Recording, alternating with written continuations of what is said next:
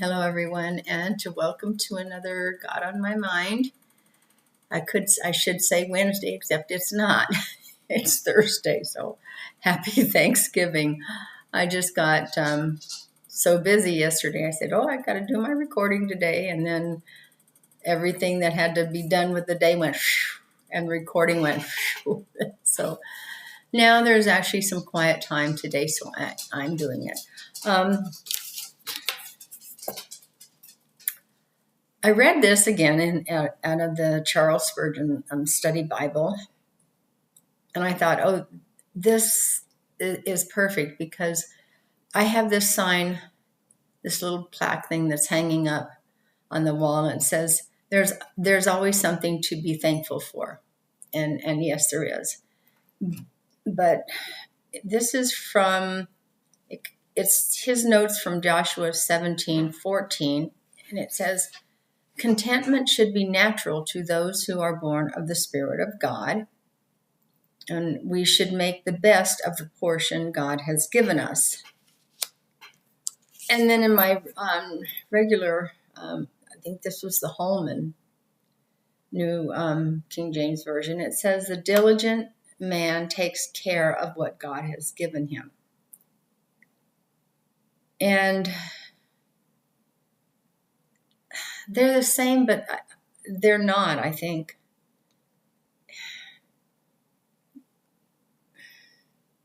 Be content and make the best of what God has given you, and take care of it. And sometimes, when I look out at the yard and I think I'm not being very diligent and I'm not taking care of what God has given me. But it can also be in a different context.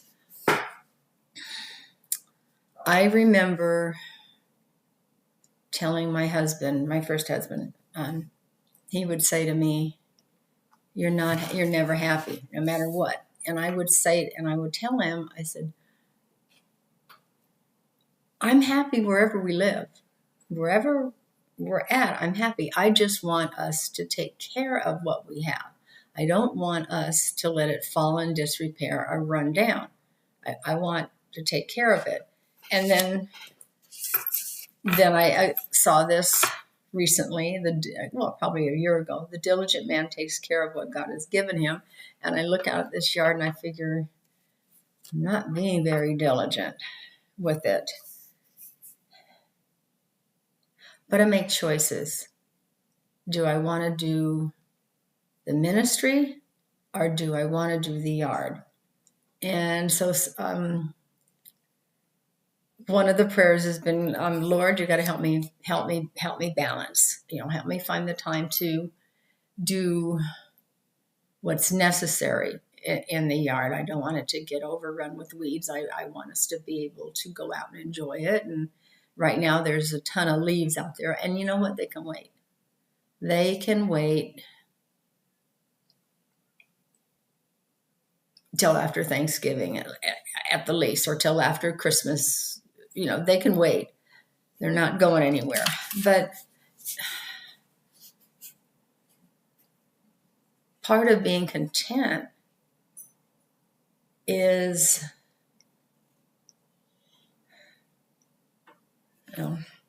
should be natural to those who are born of the Spirit of God. And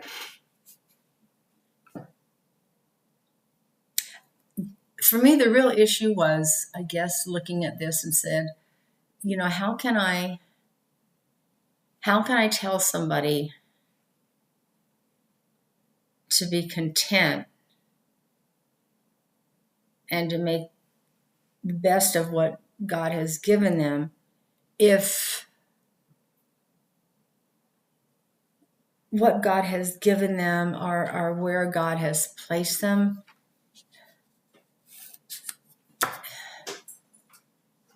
They're not as well off as I am or as my family is. Who am I to even say to you, you need to be content? But then he reminded me that I've been there. I think my firstborn, I think he was 6 weeks old when there were problems between me and my first husband. And all I had in the cupboards was Lipton iced tea instant mix, some croutons, and ketchup. So I remember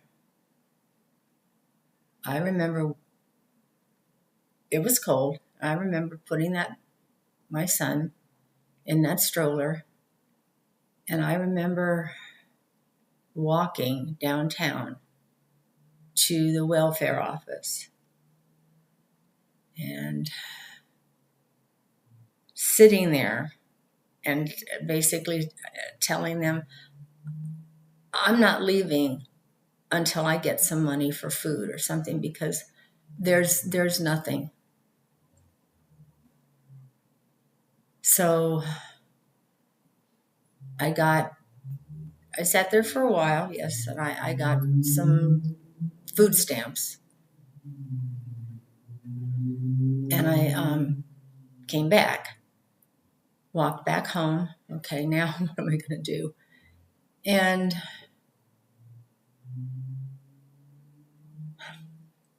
my dad, whom I hadn't seen for a little bit because he was military anyway, and my stepmother, they showed up out of the blue and bought me groceries, took me to the store and bought me groceries. So that food stamp money was going to last a lot longer than I had planned it to last. And, you know, God takes care. Was I still poor? Yes, I was living on welfare and food stamps. But then, not long after that, my mother-in-law, bless her heart, I loved her dearly. And she loved me till the day she died, even though I was no longer her daughter-in-law. Found out I didn't want to be there with that. She had that conversation with her son, but she came over, packed me up, and my son and I moved in with my mother-in-law and father-in-law, and we were able to stay there for a little bit, and I was able to get back in school. You know, I had been going to school almost up until I delivered, and then I had taken a little time off, and then now I was able to come back. I had to take my son with me, and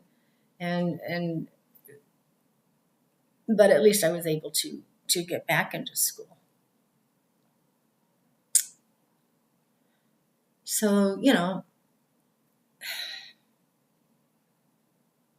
make the best of the portion, and you know, sometimes you're trying, but you know, God helps you out. He helps you make the best of the portion. And sometimes, always, I want to say, there's always a reason for the path God has you on. May not like it, may not think it's fair. I didn't think it was fair. And then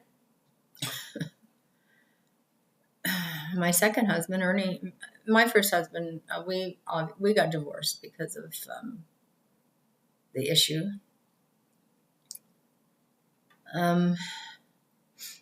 My second husband, we were together 30 years until Agent Orange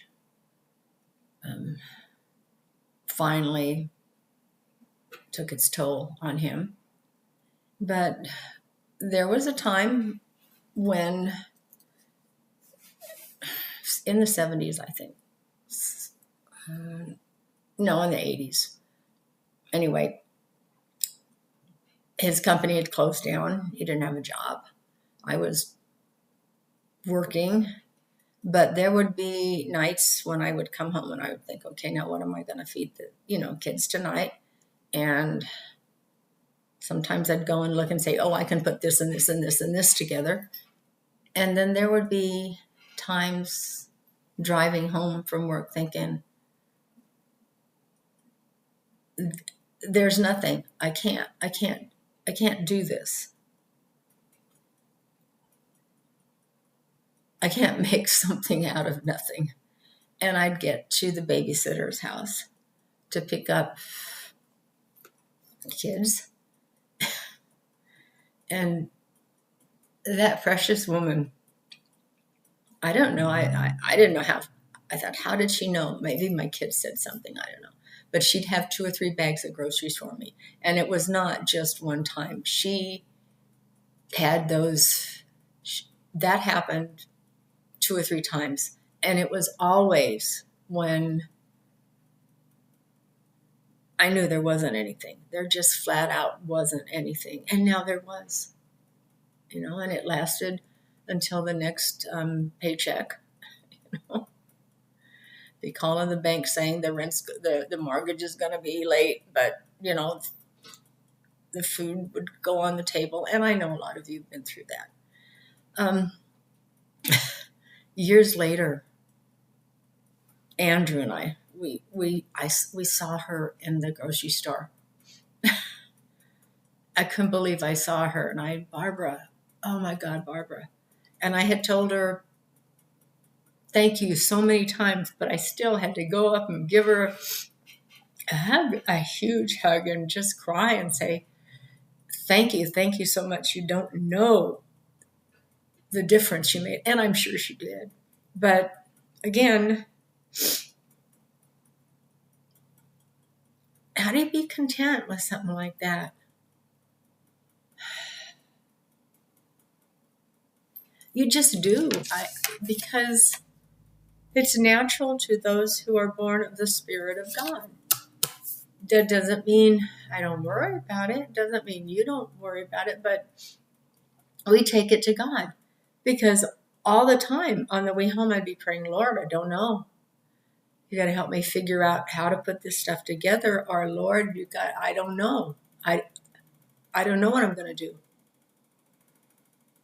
And he always came through.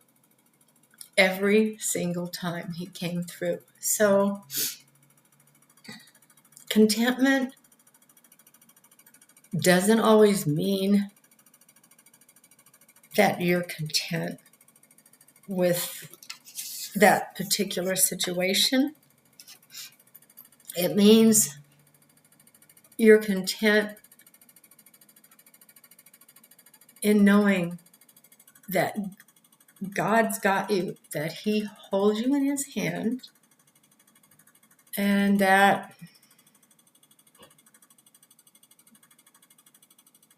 one way or another, you're going to make the best of it, or God's going to make the best of it. God's going to show you how to make the best of it. And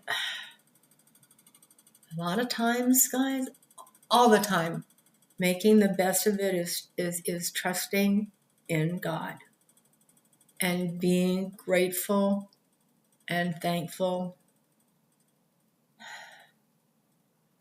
not just for what you have and what he's given you, but for the fact that you can trust in him and that he's always there and he's got you. So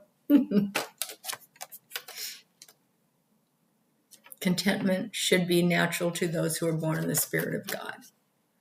And with him, we will make the best of the portion that we're in at the time. So I hope you have a blessed Thanksgiving. Remember, when you're sitting around the table, when you're praying, pray and be thankful for what he's done for you and for his spirit being on you so that you can have the peace and joy and contentment that only comes from God. Oh. Subscribers, thanks. Newbies, hit that subscribe button if you like it, and everybody hit the like and share button. And I will see you next week. And again, have a blessed week and have a blessed Thanksgiving. And thanks for listening. Bye.